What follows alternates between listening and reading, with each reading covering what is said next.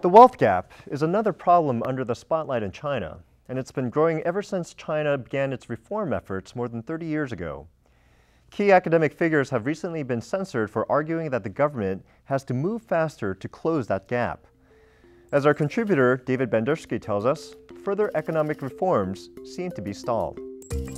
January brought a key milestone in China's push for reform and modernization. It was the 20th anniversary of Deng Xiaoping's Southern Tour, in which the leader who piloted China's economic reform policies in the late 70s reinvigorated reforms against staunch opposition within the Communist Party. Let a few get rich first, and that will lead the rest to prosperity, Deng famously said. But after 2 decades of breakneck growth, the second part of Deng's slogan is an open question. Who has really benefited from China's economic miracle? In early January, this man, Sun Liping, a prominent academic, released a report warning that powerful vested interests were now holding reforms hostage in China. Today, reforms are already become mired in trouble. Quite a few important reform measures have been shelved, and there has been no progress on political reform. One of Sun's key points was that resistance to further reforms by powerful vested interests meant Chinese society was growing rigid, stratified into the rich who have access to power and the poor who are powerless. He noted the fact that cases of social unrest are sharply on the rise in China. One of the biggest dangers of the failure to reform in the face of growing social strife and inequality is that the idea of reform might fall out of favor with ordinary Chinese, who see reform as the cause of present-day ills. If China loses faith in reform, what would that mean for Deng Xiaoping's grand project? Could China stop in its tracks, or even turn back? Propaganda authorities in China were clearly unhappy with the report from Sun Liping.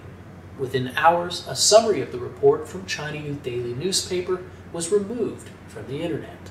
A link to the report on the website of the party's official People's Daily newspaper turns up the message, "Page not found." In response to news of the deletion, this user wrote on Sina Weibo, "It's true, it's already been deleted from most websites." And another responded with despondency, "Reform in China is already dead." As China stands at a crossroads, now is the time to talk, and the time to listen to key voices like Sun Liping. But it's also a year of political transition in China, and that makes discussion of issues like reform extremely sensitive for China's leaders. So for now, the issue of reform is page not found. In Hong Kong, for LinkAsia, I'm David Bandurski. There were an estimated 180,000 instances of civil unrest in China in 2010. The source of that information? Professor Sun Liping.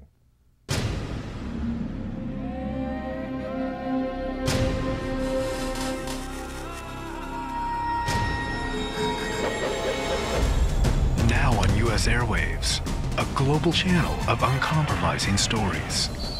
World news, documentaries, entertainment, and culture. Link TV, connecting you to the world. For more information, visit linktv.org.